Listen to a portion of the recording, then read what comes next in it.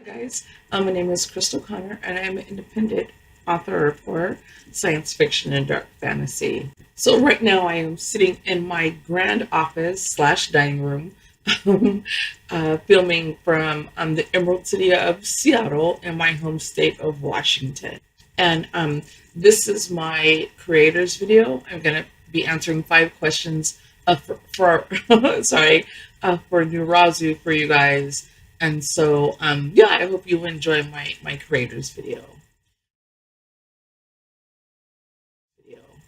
So, question one asked, "How did I get started as an artist?" I think that's a really interesting story because um, I've always told really scary stories and to my friends and my family, which is something that I did that was fun.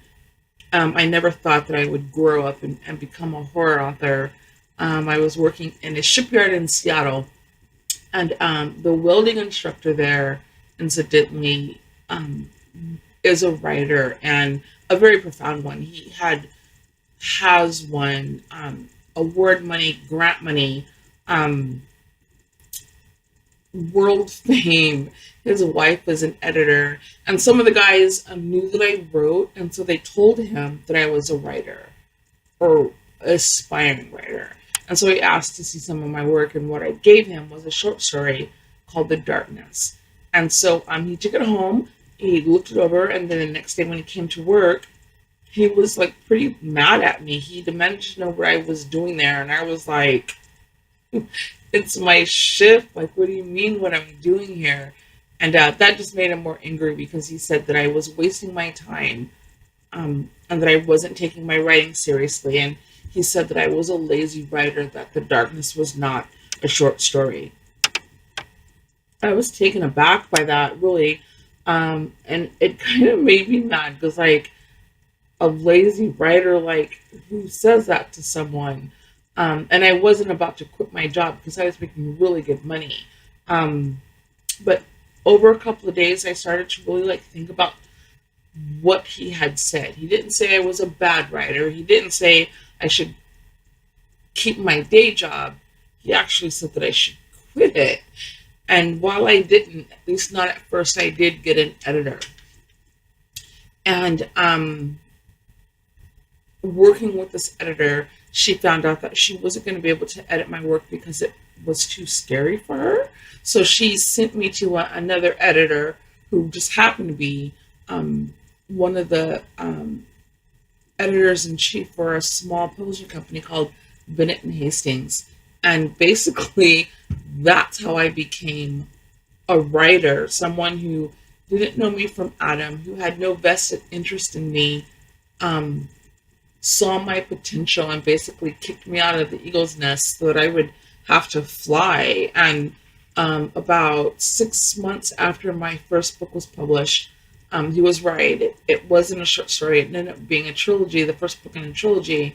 But my very first book, 6 months out of the gate, no one knew who I was, and I was a finalist in International Book Awards for cross-genre and multicultural fiction. So that was a really big boost, and I didn't quit my job until in the middle of the second book. So now here I am, a full-time writer, and sometimes I do fundraising, which basically is working part-time side jobs to supplement the low part in my sine wave as the royalty check. So living as an artist.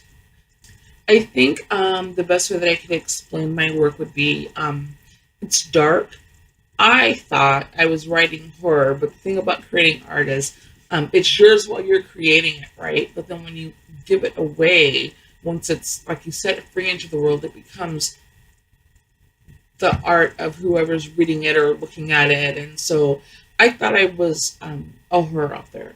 A lot of people say that I'm not. They say that I'm a science fiction writer or a medical thriller writer or a dark writer or a Hitchcockian writer, which I'm happy with all of those.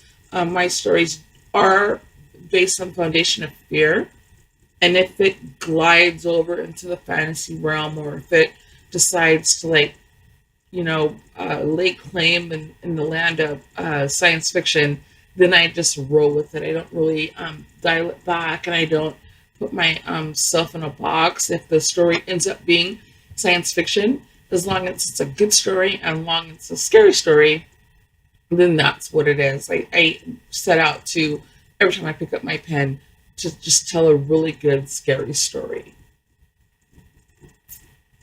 So, being a horror fan, my biggest influences were Stephen King, Richard Mathis, Robin Cook, Dean Koontz. Later, as my reading expanded, of course, um, Edgar Allan Poe. Um,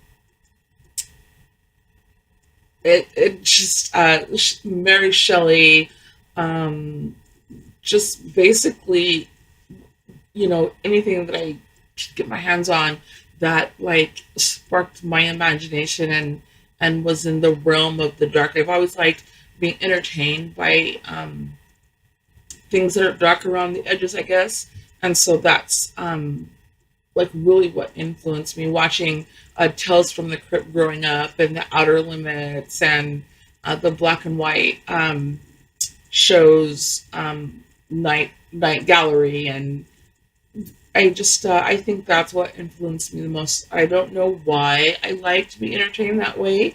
It's just something that speaks to me, and so um, I think that's more of an influence of who influenced me as like questions. Like, I believe science fiction is not a do-it-yourself guide. I think we really, as science fiction writers, are asking the readers, is this really the reality that we want, and have we gone too um, far as our discoveries and our interest and our explorations go? I mean, there was a story way back in the day called The Fantastic Voyage, and now we really do have a pill that you can swallow, and it voyages through your body and takes pictures, and I mean, it's fiction come true. And I think everyone remembers over the holidays, the Google AI wrote a Christmas song, and it was pretty chilling.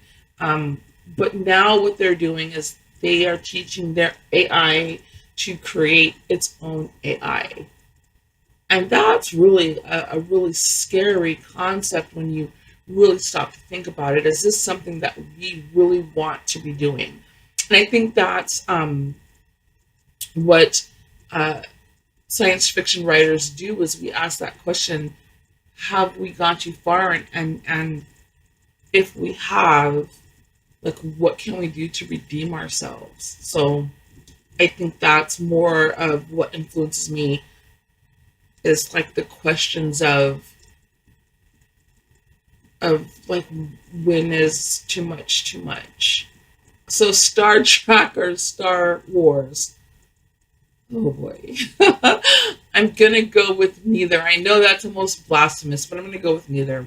One, I grew up as a Book of Rogers kid, and two, I like science fiction, but the science fiction I like the most are, again, I like conspiracy theories. I'm a huge fan of rogue scientists. I love the bad guy. I love monsters, and so the type of science shows that series that I like most of all are like the X Files, Millennium, Fringe, My Own Worst Enemy. I like shows like that just because, again, it asks the question, um, what is too far?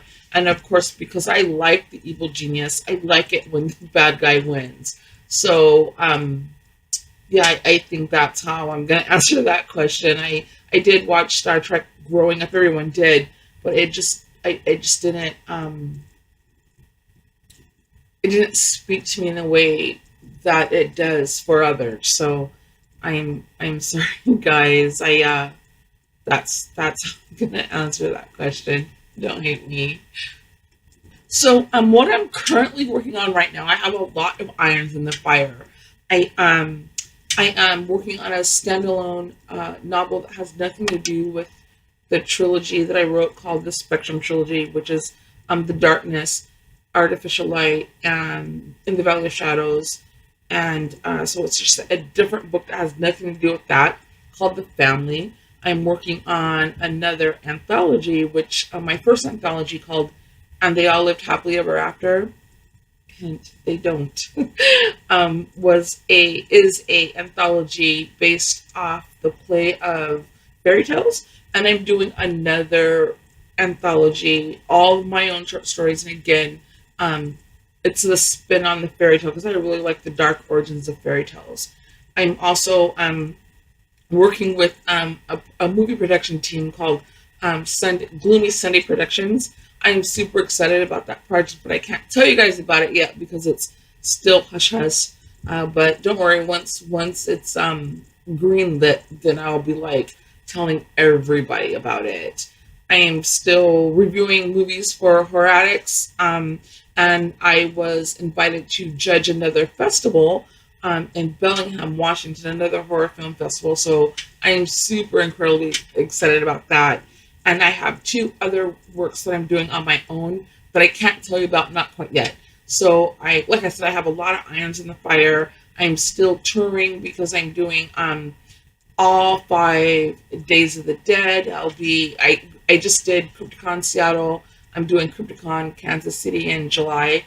Um, so yeah, I'm just like I said, I have a lot of irons in the fire, and I'm super excited to be out on the road and be able to meet everyone and meet new friends and network with other artists. And I think that's kind of what's so exciting about Narazu is because it is like a network place. When I first reviewed Narazu for Horror Addicts, I kind of compared it to a dating site because what she's done, the founder, is basically has grabbed all of us creators and put us in one spot and kind of like let us do like these creator videos, and so that you, the fans, can find us as a perfect match or um, recommend us to someone who you think would be a better fit. So I think that's like super exciting about one of the things that she's done with Nirazu.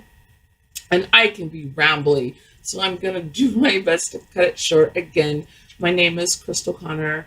My website is www.wordsmithcrystalconnor.com, and I'm on Facebook, facebook.com/notes from the author, and I am at notes from the author for IG, at from the author for Twitter, and basically that's how you can find me everywhere. Yep, that's it. Again, you guys, thanks so much for hanging out with me and checking out my creators video. I hope you like it, and I hope we connect. And thanks so much again, you guys. We do it for you.